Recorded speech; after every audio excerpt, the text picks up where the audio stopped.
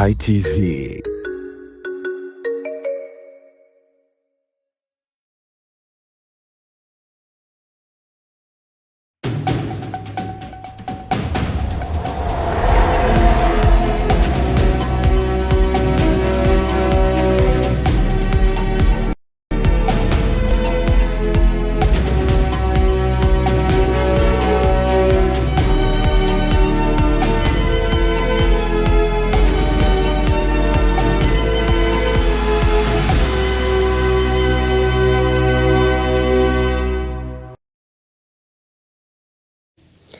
Ikutangazia moja kwa moja kutoka hapa jijini Dodoma. Karibu mtazamaji katika ulimwengu wa habari, na tulionayo usiku huu: wabunge waunga mkono hotuba ya Rais Samia, huku Pareso na wenzake waidhinishwa kuwa wenye viti.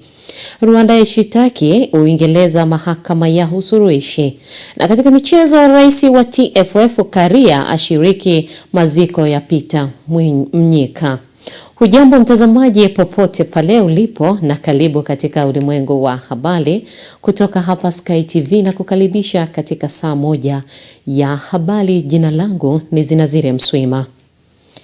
Mbunge wa jimbo la Vwawa mkoani Songwe Jafet Asunga amesema kuwa wabunge wana jukumu la kushirikiana na serikali kuweka mikakati ya kuhakikisha uchumi unakuwa zaidi ya 7% ili kuboresha maisha ya Watanzania. Mheshimiwa Asunga ameyasema hayo leo Januari 28, 2026 bungeni jijini Dodoma, wakati akichangia mjadala wa hotuba ya Rais wa Jamhuri ya Muungano wa Tanzania Daktari Samia Suluhu Hassan aliyoitoa wakati wa ufunguzi wa bunge la 13.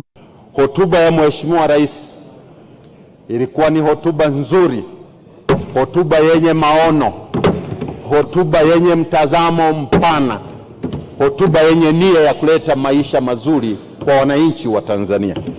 Hotuba ile ilikava maeneo yote ya msingi ambayo kama tukiyawekea mikakati, nchi yetu itapiga hatua kubwa katika kila eneo.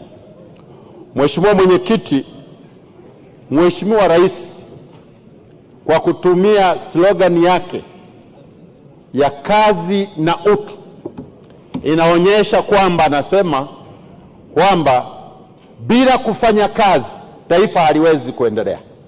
Kwa lazima Watanzania wote, lazima watu wote tufanye kazi. Lakini anasema tunapofanya kazi tuheshimu na utu wa watu wetu. Sasa Mheshimiwa Mwenyekiti, Mungu alimuumba binadamu akampa macho, lakini yale macho hakumpa ajiangalie yeye. Alimpa macho ili aangalie watu wengine, aangalie mambo mengine ndio yaone. Sasa maana yake kiongozi yoyote unapopewa madaraka, kazi yako ni kuangalia watu wengine wanahitaji nini uweze kuwasaidia. Na haya yameonekana katika maono ya Mheshimiwa Rais. Nampongeza sana kwa namna anavyoiona na anavyoitazama nchi yetu. Ukimwangalia Mheshimiwa Rais, anatamani Watanzania wawe na maisha mazuri. Anatamani nchi yetu ipige hatua kubwa kiuchumi, kijamii na kisiasa. Na haya yanajidhihirisha. Anasema kwenye hotuba yake, uchumi wa Tanzania ulikuwa kwa 5.6%, lakini matamanio yake ni kutaka kuona uchumi unafika zaidi ya 7%. Na sisi kama bunge, kama wabunge, kwa kushirikiana na serikali yetu, tunatakiwa tuweke mikakati ya kuhakikisha uchumi huu ukue zaidi ya 7%, ili kusudi maisha ya Watanzania yaweze kuwa mazuri. Kwa sababu ukikuwa chini ya 7%, wakati kuna mfumuko wa bei, wakati idadi ya watu inaongezeka kwa 3.2 na mfumuko wa bei uko kwenye 2%, maana yake yale maisha mazuri tunaweza tusiyaone. Sasa ili tuyaone haya maisha mazuri, lazima uchumi huu tusaidiane, tufikirie kwa mapana, ukue kwa zaidi ya 7%, ndipo maisha yetu yatakuwa mazuri. Kwa upande wake, mbunge wa jimbo la Gairo Ahmed Shabibi amewataka watendaji wa serikali wamsaidie Rais Daktari Samia Suluhu Hassan kwa kufanya kazi kwa weledi na uaminifu huku wakitanguliza maslahi ya taifa. Lakini nakwambieni katika kitu kinachozungumza, na ndio maana mama amekizungumza hapa, anataka usaidizi kutoka kwa wasaidizi wake. Na ndio maana Mheshimiwa Rais alikizungumza kwa uchungu sana. Je, wasaidizi wake mnafanya hizo kazi? Wakati huo Bunge la Jamhuri ya Muungano wa Tanzania limewapitisha wabunge Cecilia Daniel Pareso, Deodatus Philipo Mwanyika na Najima Murutaza kwa wenye viti wa bunge hilo. Pareso na wenzake waliteuliwa na kamati kuu ya halmashauri kuu ya CCM iliyokaa Januari 25, 2026. Wanaafiki kwamba Mheshimiwa Najima Murutaza Giga, Mheshimiwa Deodatus Philipo Mwanyika na Mheshimiwa Cecilia Daniel Pareso wathibitishwe kwa wenye viti wa bunge waseme ndio.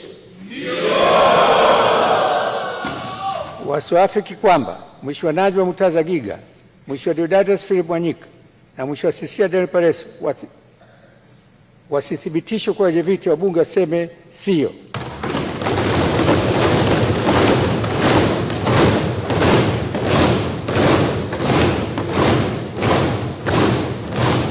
Wale afiki wameshinda. Hongereni sana wenye viti wa bunge. Mindi Josefu, Sky TV. Moja kwa moja tuelekee kule mkoani Songwe baada ya agizo la mkuu wa mkoa wa Songwe Jabir Makame la kutaka utekelezaji wa upanuzi wa barabara ya Tunduma eneo la mpakani kuanza mara moja. TANROADS mkoani humo wameagiza hatua hiyo ya kwanza utekelezaji kwa kuondoa vibanda na kubomoa ukuta wa ofisi za TRA zilizopo mpakani hapo. Sky TV imefika eneo la Tunduma mpakani na kujionea utekelezaji wa agizo hilo ukiendelea, huku baadhi ya wananchi wanaofanya shughuli zao katika eneo hilo wakitoa maoni yao juu kuhusu zoezi hilo. Utanuzi wa barabara, mimi nashukuru kwa sababu utanuzi wa barabara unasaidia mambo mengi kwa hapa mjini. Cha kwanza utatuondolea jamu, alafu pia utatusaidia hata ajali ndogo ndogo ambazo zilikuwa zinatokea hazitotokea tena kwa sababu barabara itakuwa imetengenezwa vizuri. Sisi tunashukuru kwa kutununulia barabara, maana ilikuwa ni adha kubwa kutokana na msongamano, jamu, ni mambo mengi ambayo yametokea, ila tunashukuru kwa hili tamko lililotokea. Kuanzia leo hii wameanza kutekeleza, kama mnavyoona ni wenyewe wanaachia barabara kutanua ili waanze kurekebisha miundombinu hii ya barabara. Tunashukuru sana serikali kwa kutufanyia hili swala, ili na sisi wenyewe tutakuwa tuko vizuri kuweka kama kimvuli pale kidogo kufanya kazi zetu vizuri. Kwa kweli tumelipokea hili swala kwa mikono miwili na tunafurahi sana kwa sababu ukiangalia maagizo aliyotoa Mheshimiwa mkuu wa mkoa, alisema leo kazi ianze, na kweli kazi unavyoona imeshaanza rasmi. Kwa kweli tunashukuru serikali ya Mama Samia Suluhu Hassan pamoja na Mheshimiwa mkuu wa mkoa kwa kuweza kutekeleza haya mambo. Na kazi ikienda hivi, kwa kweli nafikiri swala la foleni litakuja kupungua kwa kiasi kikubwa sana. Ombi letu tunaiomba serikali, kwa sababu wameshaanza hii michakato, kazi iendelee kwa kasi sana, wasirudi nyuma, kusudi hii kazi iweze kuendelea angalau kwa muda mfupi, watu waweze kupata sehemu ya kupita. Ombi letu ni kwamba wahusika waendelee kufanya shughuli hizi kwa haraka zaidi, na waendelee kutekeleza vile ambavyo rais wetu ameagiza na serikali yake kufanya kwa haraka, ili kutunufaisha katika swala la ufanyaji wetu wa kazi wa mahali hapa.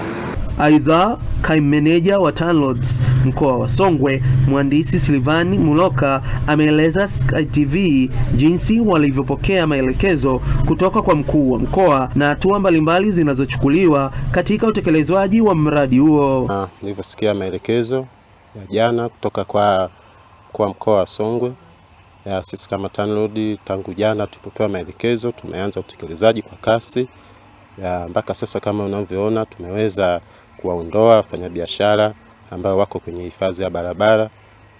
Pia tumeweza kushusha mitambo kutoka kwa mkandarasi na kazi ya kwanza kubomoa ukuta wa jengo la TRA tayari. Ila upanuzi kwa njia 4 ili kuwezesha magari kuvuka bila msongamano wowote. Mkataba unasema ndani ya miezi 6, lakini kwa kutokana na mkandarasi alivyojipanga ataweza kufanya usiku na mchana, ikiwezekana kumaliza kabla wakati huo. Tukuvunja vibanda kutoka pale roundabout nafika mita 320. Kwa hiyo ukijumlisha na kuanzia pale roundabout kwenda hadi boda, jumla zinafika mita 750.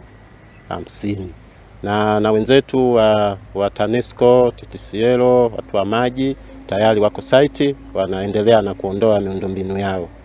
Upanuzi wa barabara hiyo unatarajiwa kupunguza kwa kiasi kikubwa msongamano wa magari, hususan yale yanayosafiri kuelekea nchi za nje. Nikiripoti kutoka mkoani Songwe, mimi John Kiango, Sky TV. Wazazi wa kata ya Sesimba mkoani Mbeya wameiomba serikali kuongezea eneo la msitu lililopo Uzunguni A kwa ajili ya kuijenga shule ya sekondari kutokana na wanafunzi wanaofaulu masomo ya shule za msingi kulazimika kwenda kusoma shule za sekondari kwenye kata zingine. Ombi hilo limewasilishwa na diwani wa kata ya Sesimba Josephine Kamunga kwenye ziara mkuu wa wilaya ya Mbeya Solomon Itunda alipotembelea shule za kata ya Sesimba.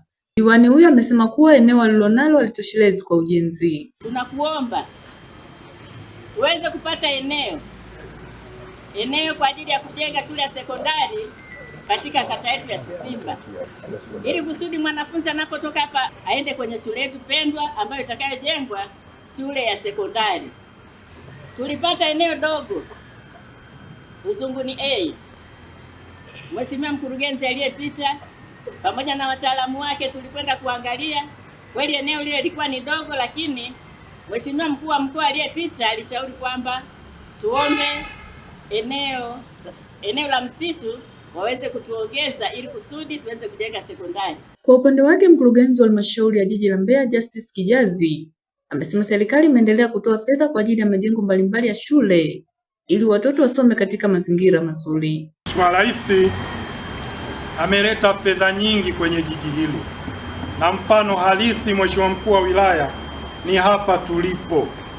Jengo hili limejengwa na jiji kwa gharama ya shilingi bilioni 1.5, akihakikisha watoto unaowaona huku mbele wanakaa katika mazingira mazuri, lakini wanasoma kwenye mazingira mazuri. Naye mkuu wa wilaya ya Mbeya Solomon Itunda amesema kwa kipindi cha miaka 4 Rais wa Jamhuri ya Muungano wa Tanzania Dr. Samia Suluhu Hassan ametoa zaidi ya bilioni 32 kwa ajili ya kugharamia elimu bure, hali iliyopelekea wanafunzi kupata wastani mzuri wa ufaulu. Kipindi cha miaka 4 katika wilaya yetu ya Mbeya ameshatuletea zaidi ya shilingi bilioni 32, fedha ambazo zimeendelea kugharamia elimu bure ya watoto wetu katika wilaya yetu ya Mbeya.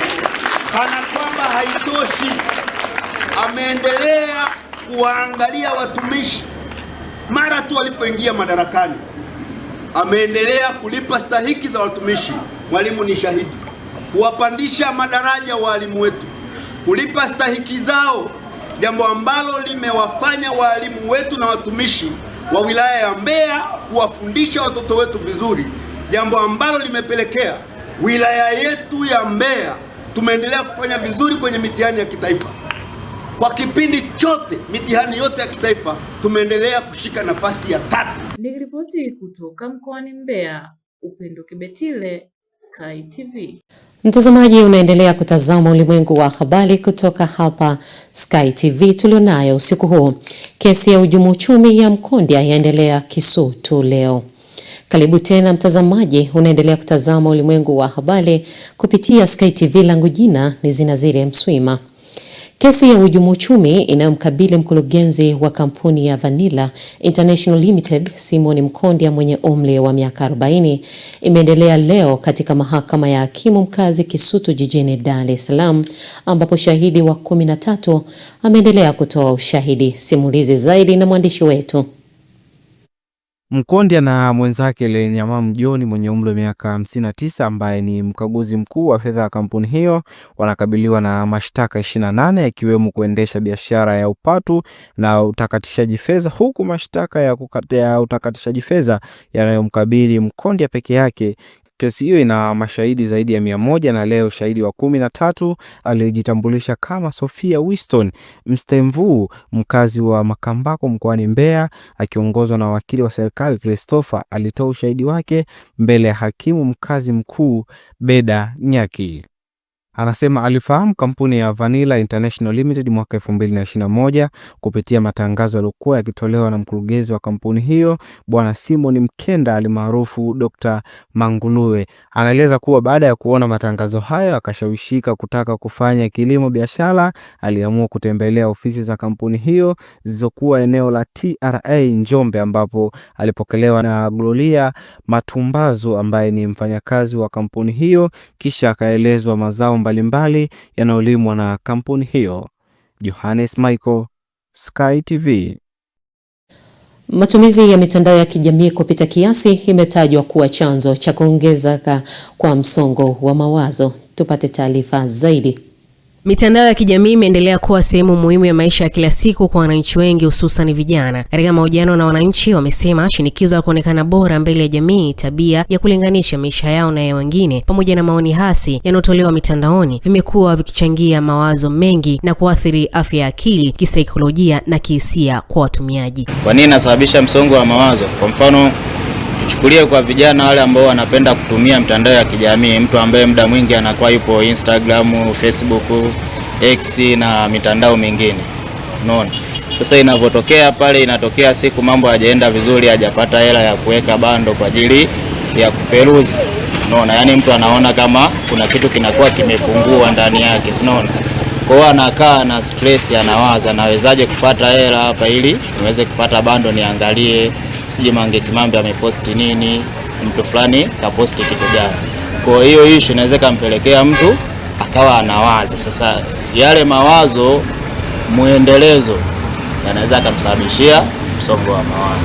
Mitandao ya kijamii haisababishi mawazo kwa vijana, kwa sababu mimi kama na mawazo kichwani naweza nikapitia comedy ambazo zipo kwenye simu janja au simu kubwa, naweza nikasema kurefresh mind. Mambo yamekuwa kidijitali mengi sana ndugu mtangazaji. Na so in short kwamba kutokana na watoto wetu wanaokuwa kwa kizazi kama cha sasa hivi, sio kama kizazi cha zamani wazazi wetu walivyopita. Umeona? Na siku zote sasa hivi vitu viko live. Hizi simu kubwa zimekuja kuleta vishawishi vikubwa sana. Akizungumza kuhusu swala hilo, mtaalamu wa saikolojia amesema mitandao ya kijamii inaweza kuwa na madhara endapo itatumika bila mipaka. Ameeleza kuwa matumizi yasiyothibitiwa yanaweza kusababisha hofu, kujiona duni, kupungua kwa kujiamini na msongo wa mawazo. Kimsingi mitandao ya kijamii na majukwaa yake mengi imekuwa chanzo kikubwa sana cha msongo wa mawazo kwa sasa hivi, kwa watoto, vijana, hata watu wazima pia. Na mitandao ya kijamii pia licha tu kiasi cha msongo wa mawazo imekuwa chanzo kikubwa cha magonjwa yale ya kawaida ya akili, kwa maana ya sonona, depression, huo msongo wa mawazo wenyewe, tukizungumzia pia anxiety kwa maana ya hofu. Sasa inakuwaje sasa hii inakuwa chanzo kikubwa? Vijana wengi au watu wengi ambao wanatumia mitandao ya kijamii wanapenda kuyachukua yaliyoko kwenye mitandao ya kijamii kama yalivyo, kitu ambacho hakipo halisia. Kwa mfano, sasa hivi kumekuwa na kitu kikubwa tunaita social comparison. Watu wengi wanapenda kujilinganisha na watu ambao wanawaona kwenye mitandao ya kijamii, namna wanavyovaa, labda wanavyomiliki simu, wanavyoishi, wanavyofanya kitu chochote. Kumbe kuna kiwango ambacho hakina uhalisia. Sasa kijana anapojaribu kukopi na kupesti yale ambayo anayaona kwenye mitandao ya kijamii, atajikuta kwenye maisha ya kawaida yeye hayamudu. Sasa kwa sababu hayamudu, kwa vyovyote atakutana na msongo wa mawazo, kwa sababu anataka kuendana na jamii iliyopo kwa muda ule. Kwa hile inapelekea changamoto kubwa sana ya sio tu msongo wa mawazo, lakini pia na changamoto zingine za afya ya akili. Wananchi hususan vijana wameshauriwa kuweka mipaka ya matumizi ya mitandao ya kijamii, kuchagua maudhui yenye manufaa na kuchukua muda wa kupumzika bila kutumia simu au mitandao. Hatua hizi zinalenga kulinda afya ya akili na kusaidia kuishi maisha yenye uwiano. Na kwingineko, wakala wa barabara Tanzania TANROADS kwa kushirikiana na wananchi wa kata za Nyara na Iganjo zilizopo katika halmashauri ya wilaya ya Mbeya na jiji la Mbeya wameunda kamati maalum za kushughulikia malalamiko ya fidia kwa wananchi waliolipwa fidia kupisha mradi wa ujenzi wa barabara ya mchepuo ya Uyole Songwe, lakini bado wana malalamiko. Mwandishi wetu ana taarifa hiyo kutoka mkoani Mbeya. Akizungumzia kuundwa kwa kamati hiyo, msimamizi wa miradi ya maendeleo mkoa wa Mbeya, mhandisi Justin Mlope, anaeleza sababu za kuundwa kwa kamati hiyo. Huku msimamizi hifadhi ya barabara Christopher Charange amesema wameunda kamati hizo ili waweze kuwasaidia kupunguza migogoro inayotokana baada ya ulipaji wa fidia, na tayari wameunda kamati katika kata hiyo. Tumepokea wenzetu kutoka makao makuu kwa ajili ya zoezi la kuja kuunda kamati za malalamiko ya fidia. Kama ambavyo inafahamika, zoezi la fidia huwa ni zoezi jumuishi kuanzia mwanzo mpaka hivi tunavyoendelea. Kwa hiyo hizi kamati ambazo tunaenda kuziunda sasa hivi ni kamati ambazo zitawasaidia wale wananchi ambao wamelipwa fidia na bado wana malalamiko. Kwa mujibu wa miongozo, taratibu na kanuni na sheria za uthamini na fidia zinatutaka baada ya zoezi la ulipaji wa fidia tukutane na wananchi, tutengeneze kamati ndogo ndogo za malalamiko ambazo zitashughulikia migogoro ya wananchi inayotokana na fidia. Leo katika kata ya Nyara tumeunda kamati tunaita Grievance Redress Committee au kamati za kushughulikia malalamiko ya fidia. Tumefanikiwa kuchagua viongozi na viongozi hawa sasa au wanakamati wako tayari kabisa kuanza kupokea malalamiko ya wananchi yanayotokana na fidia. Mkuu wa wilaya ya Mbeya Solomon Itunda amesema barabara hiyo itapita katika kata 12 na kuathiri wananchi zaidi ya 2000, ambapo tayari serikali imetoa fedha kwa ajili ya ulipaji wa fidia. Barabara ile ya bypass itapita kwenye kata zetu 12 na itagusa wananchi au waathirika zaidi ya 2638. Mheshimiwa Rais, kwa sababu wanawajali wananchi wake, ameshatoa zaidi ya shilingi bilioni 27 kwa ajili ya kuwalipa wananchi hawa fidia. Naye kaimu mtendaji wa kata ya Inyala Emmanuel Charles ametoa rai kwa wananchi wote wenye malalamiko kufika ofisini kwa ajili ya kutatuliwa kero zao, huku mmoja wa waathirika wa mradi huo akisema kwa upande wake tayari ameshalipwa fidia. Tunaendelea kutoa rai kwa wananchi wote ambao hawakufika katika mkutano waendelee kufika katika ofisi yetu, na tutaendelea kupokea malalamiko kama tulivyokubaliana katika mkutano huu.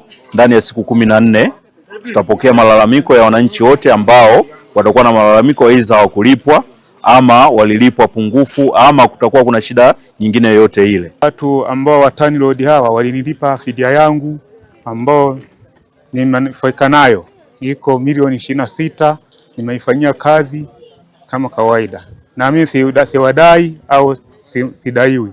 Nikiripoti kutoka mkoani Mbeya, Upendo Kibetile, Sky TV. Mtazamaji, tunahitimisha habari za kitaifa. Baada ya mapumziko mafupi, tukirejea tutawaletea habari za biashara na uchumi.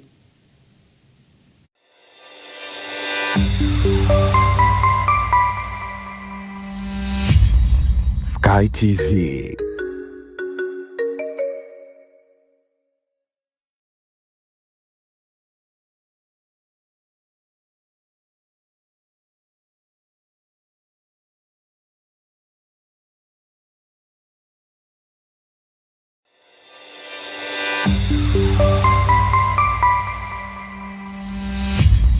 Sky TV.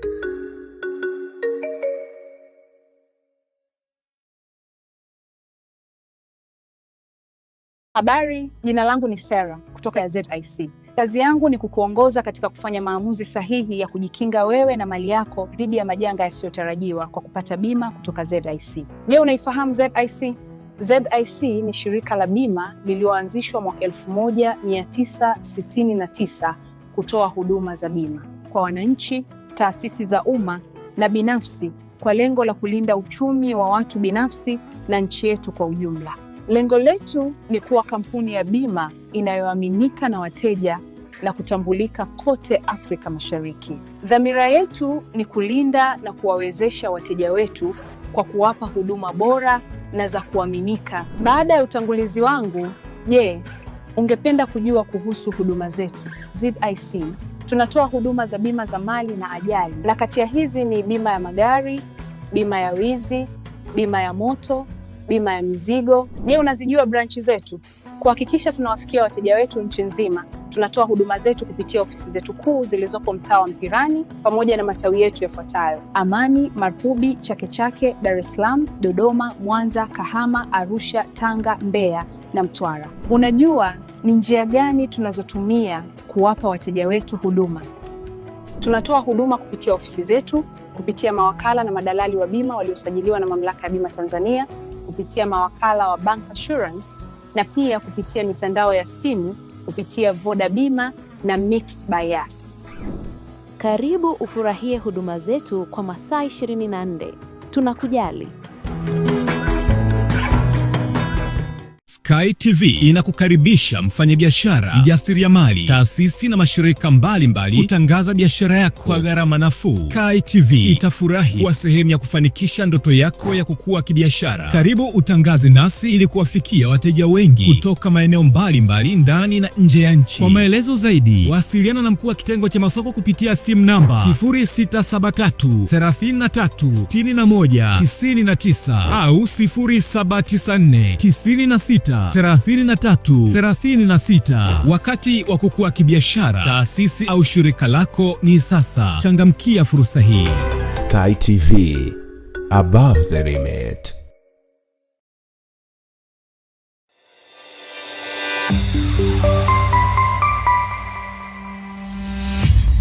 Sky TV.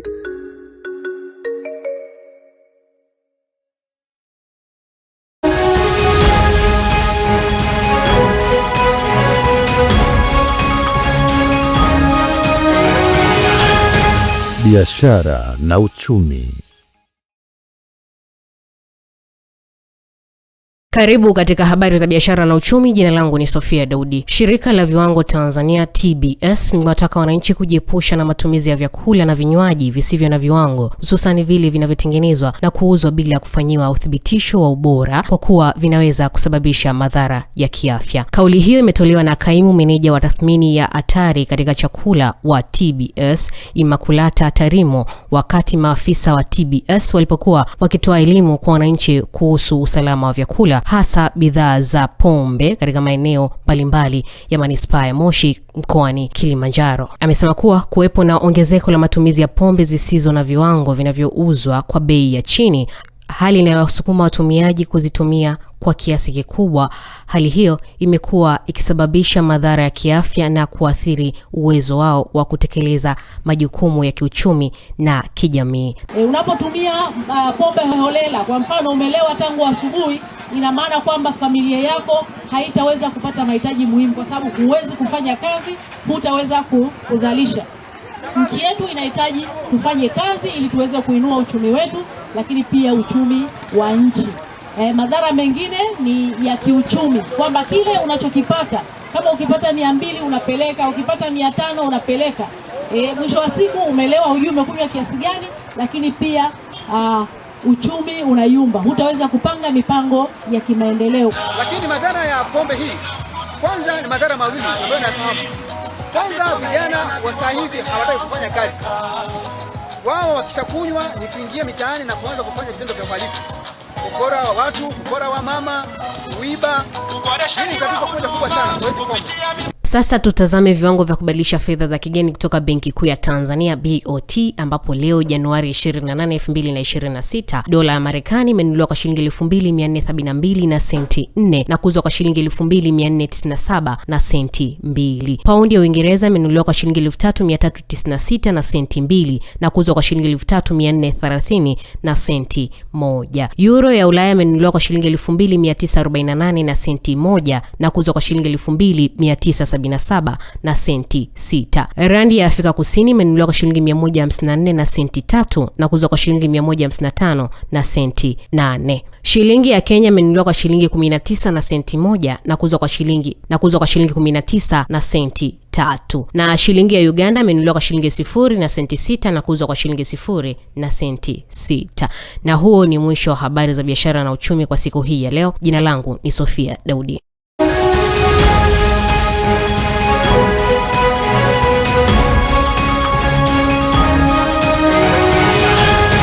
Biashara na uchumi.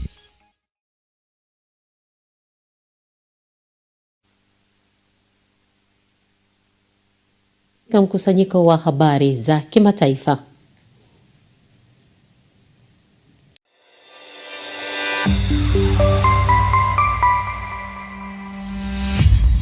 Sky TV.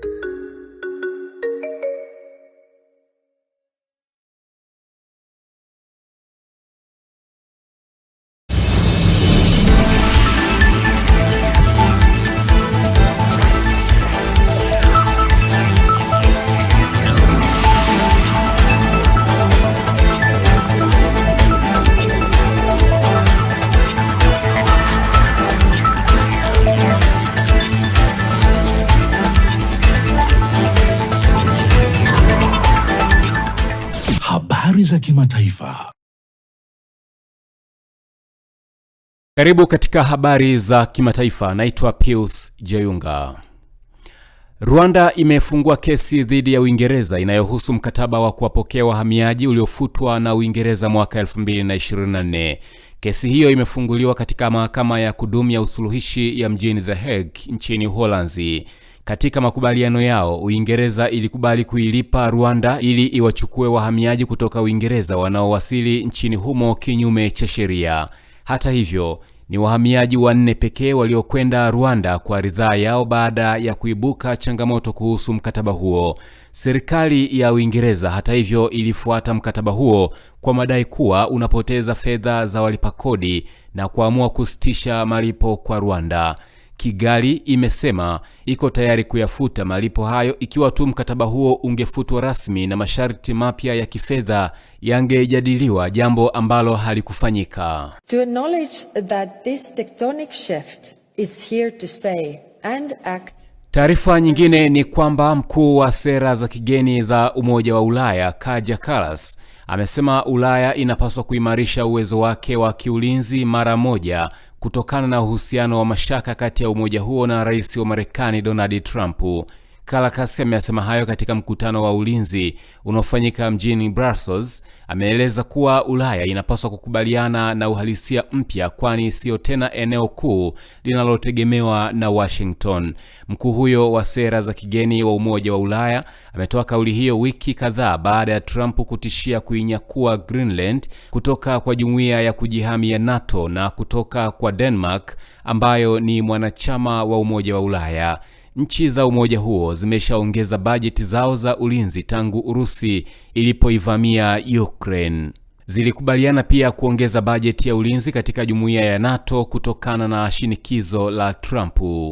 Na hatimaye, rais wa Marekani Donald Trump ametishia kuwa Marekani itasitisha misaada yake kwa Iraki kama aliyekuwa waziri mkuu Nouri al-Maliki atarejeshwa tena kwenye nafasi hiyo.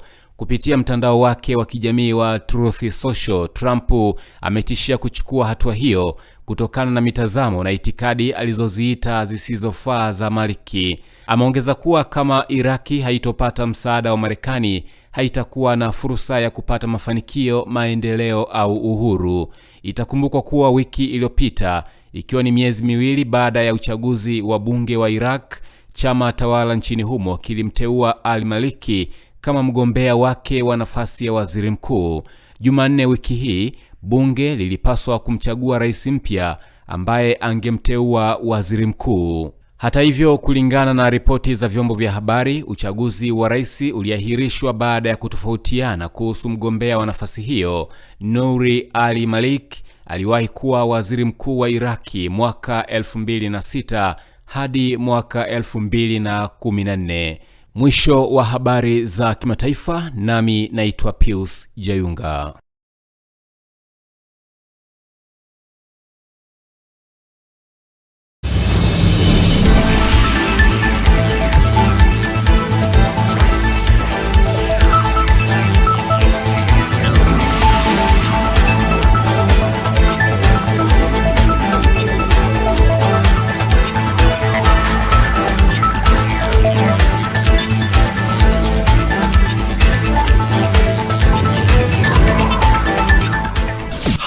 za kimataifa.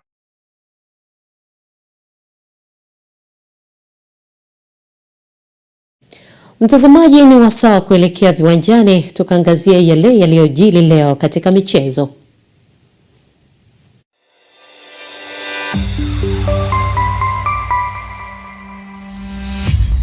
Sky TV.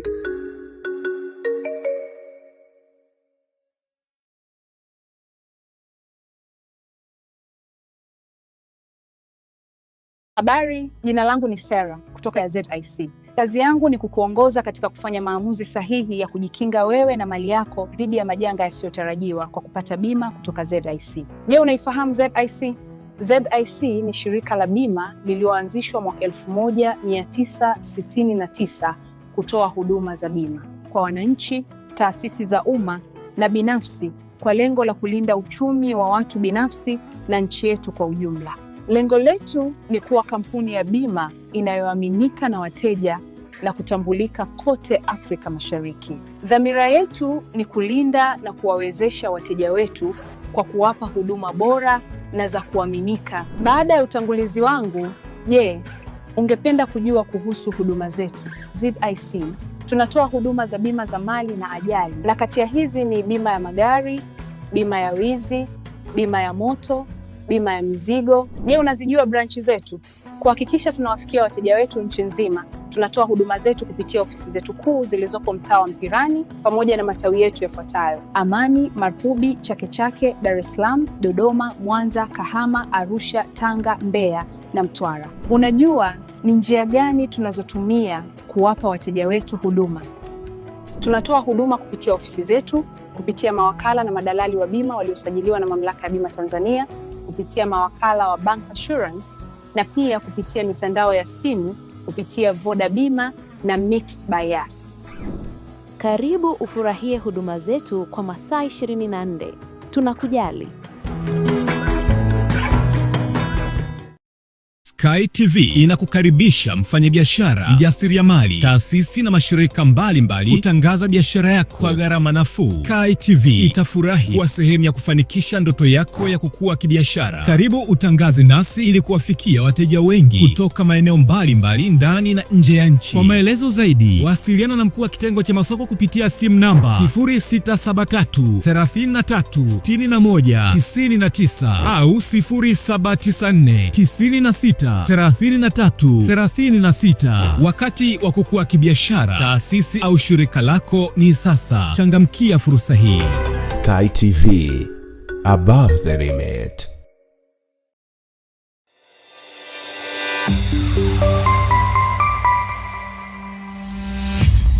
Sky TV.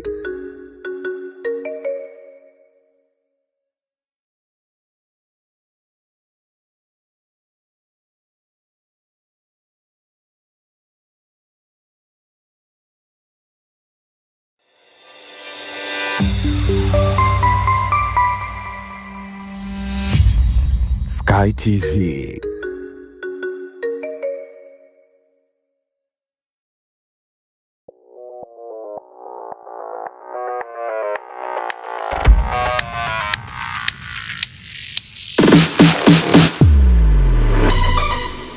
Habari za michezo na burudani.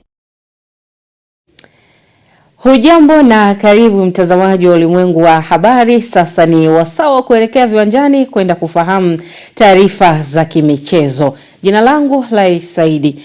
Vilio na majonzi vilitanda nyumbani kwa aliyekuwa kipa wa zamani wa klabu ya Yanga na Taifa Stars Peter Manyika mara baada ya mwili wake kuwasili nyumbani kwake Malamba Mawili jijini Dar es Salaam, ambapo ndugu, jamaa na marafiki, majirani, lakini pia rais wa shirikisho la mpira wa miguu hapa nchini Wallace Karia pamoja na viongozi, wachezaji wa zamani waliojitokeza katika eneo hilo.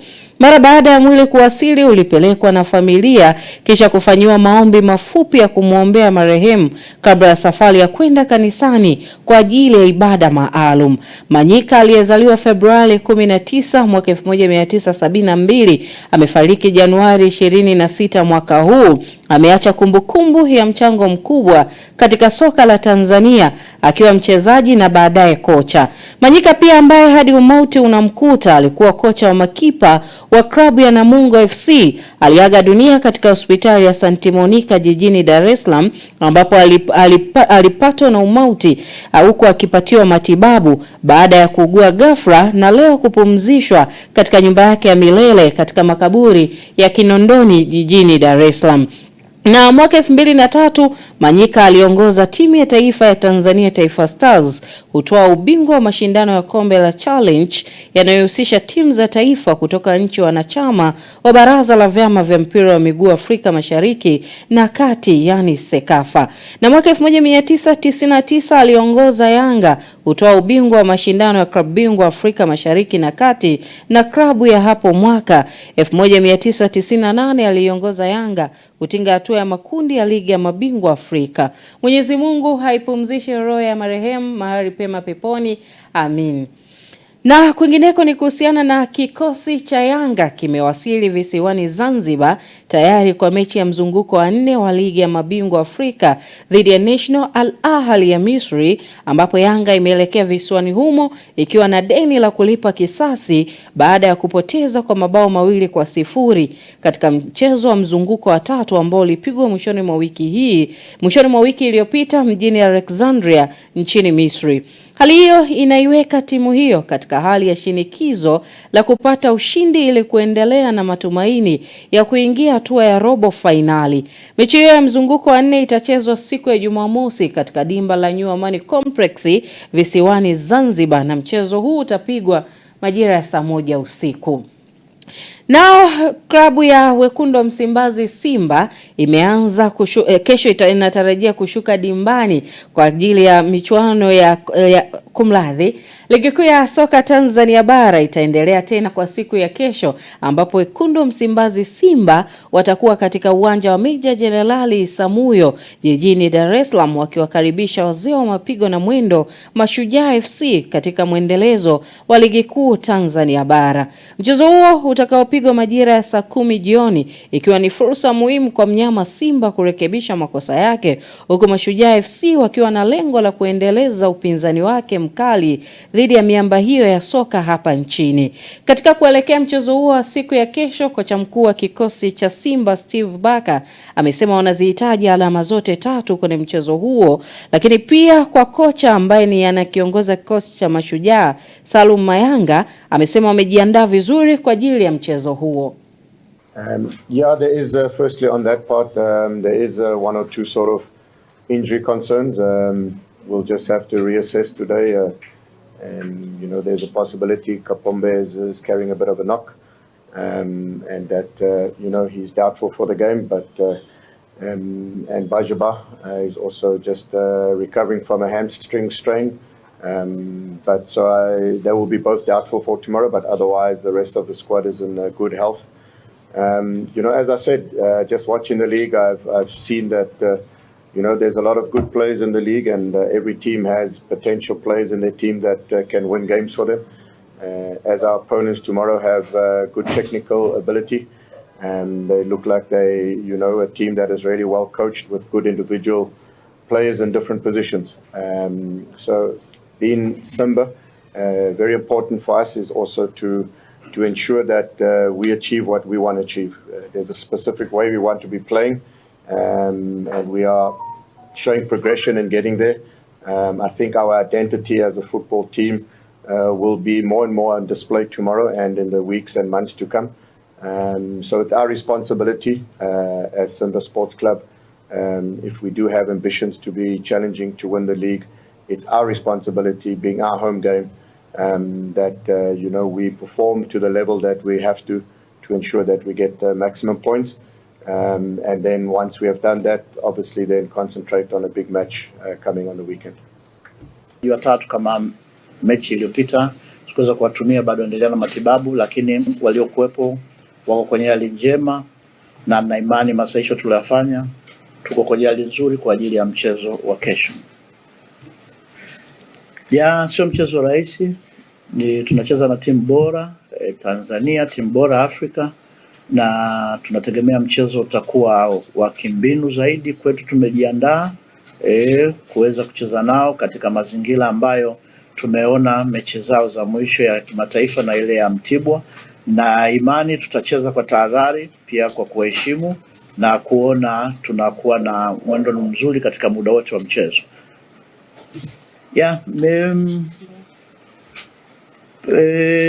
Tumeondokewa na beki wetu wa kati, lakini tuna wachezaji wengine ambao hatukuwa tunawatumia. Kwa hiyo hilo sidhani kama ni tatizo kubwa kwa timu. Kilichokuwepo, tulifanya makosa kwenye mchezo uliopita yalitugharimu kwa kiwango kikubwa cha kupoteza magoli. Tumeweza kufanya kazi hayo mapungufu. Imani yangu timu itacheza vizuri na kwa tahadhari zaidi na kuona hatutoruhusu magoli mengi kama ambavyo imetokea mchezo uliopita.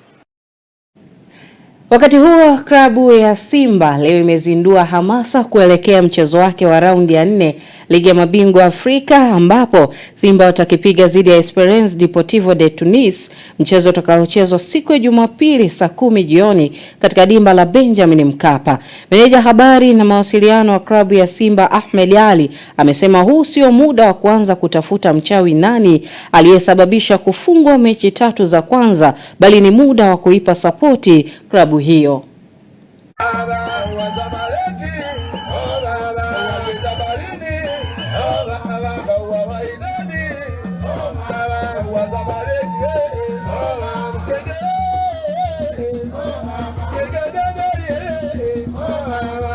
Sisi bado tuna imani hiyo, bado tuna matumaini hayo.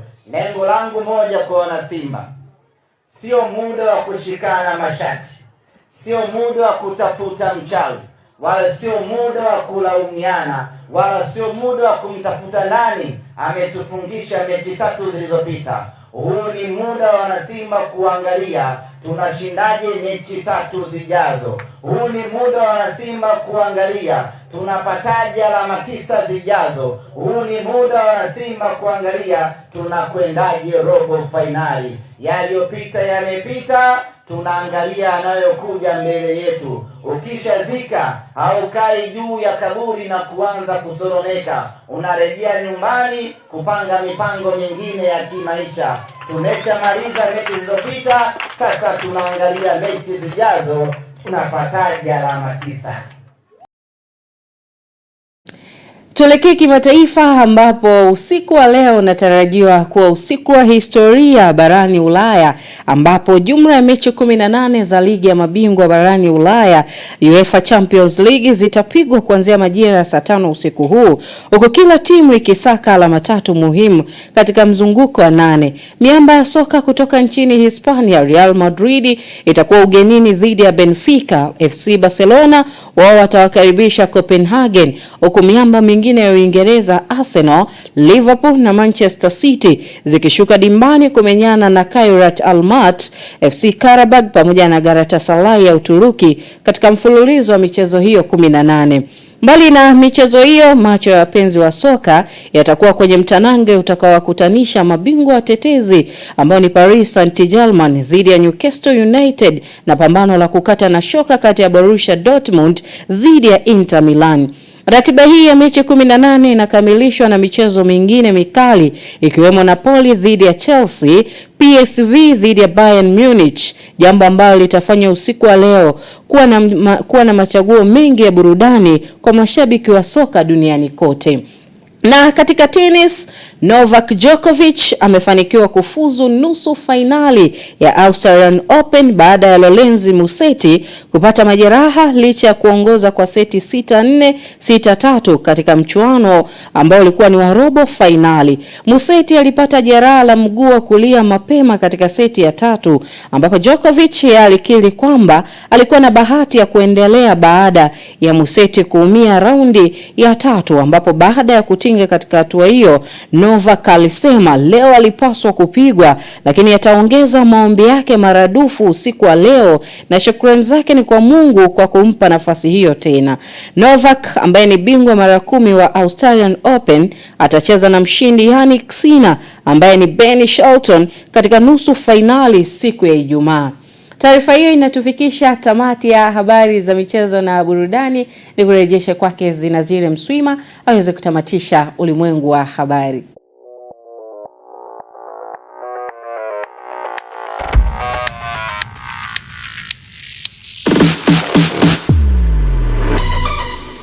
Habari za michezo na burudani.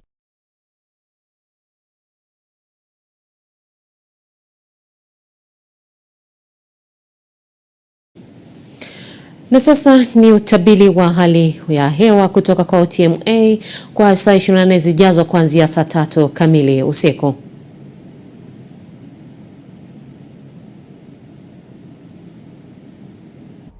Habari za wakati huu na karibu katika utabiri wa hali ya hewa ambao ni saa 24 zijazo kuanzia saa 3 usiku huu. Kwa usiku wa leo ni matarajio yetu katika maeneo magharibi mwa nchi, nyanda za juu kusini magharibi, kusini mwa nchi pamoja na pwani ya kusini. Panatarajiwa kuwa na hali ya mawingu kiasi, mvua na ngurumo katika maeneo machache.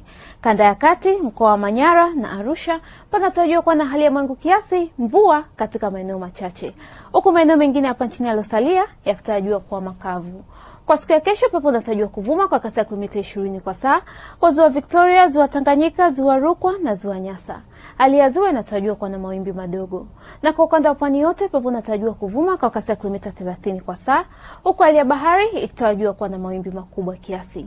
Penda mtazamaji, kwa siku ya kesho ni matarajio yetu katika ukanda wa ziwa Victoria, maeneo ya magharibi mwa nchi, panatarajiwa kuwa na hali ya mawingu kiasi, mvua na ngurumo katika maeneo machache na vipindi vya jua. Nyanda za juu kusini magharibi, kusini mwa nchi, mkoa wa Morogoro, pwani ya kusini pamoja na kanda ya kati, panatarajiwa kuwa na hali ya mawingu, mvua na ngurumo katika maeneo machache na vipindi vifupi vya jua. Maeneo ya nyanda za juu kaskazini mashariki, mkoa wa Tanga, visiwa vya Unguja na Pemba, Dar es Salaam na pwani ikijumlisha visiwa vya Mafia, panatarajiwa kuwa na hali ya mawingu kiasi pamoja na vipindi virefu vya jua. Na ufuatao ni utabiri wa hali ya hewa kwa siku 4 zijazo. Dar es Salaam tunatarajia mvua nyepesi kwa siku ya tarehe 1 na tarehe 2 ya mwezi wa pili. Dodoma tunatarajia mvua kwa siku ya tarehe 30 na mvua na ngurumo. Jiji la Mwanza tunatarajia mvua na ngurumo. Kilimanjaro tunatarajia vipindi vya jua. Mbeya tunatarajia mvua na ngurumo. Morogoro tunatarajia mvua na ngurumo na mvua nyepesi kwa siku ya tarehe 1 na tarehe 2 ya mwezi wa pili. Jiji la Arusha tunatarajia vipindi vya jua. Nikusiendelee kufuatilia taarifa mbalimbali za hali ya hewa kutoka Mamlaka ya Hewa Tanzania. Ulikuwa na mimi Mariam Fares, asante na nikutakia wakati mwema. Mtazamaji, kabla ya kuhitimisha ulimwengu wa habari, tupate muhtasari wa tuliokuwa nayo. Wabunge waunga mkono hotuba ya Rais Samia huku Pareso na wenzake waidhinishwa kuwa wenye viti. Na kimataifa, Rwanda yaishitaki Uingereza mahakama ya usuluhishi. Na katika michezo, rais wa TFF Karia shiriki maziko ya Peter Mnyika. Mtazamaji, nafika tamati katika ulimwengu wa habari. Kwa niaba ya timu nzima ya Sky TV, langu jina ni Zinazire Mswima na kutakia usiku mwema.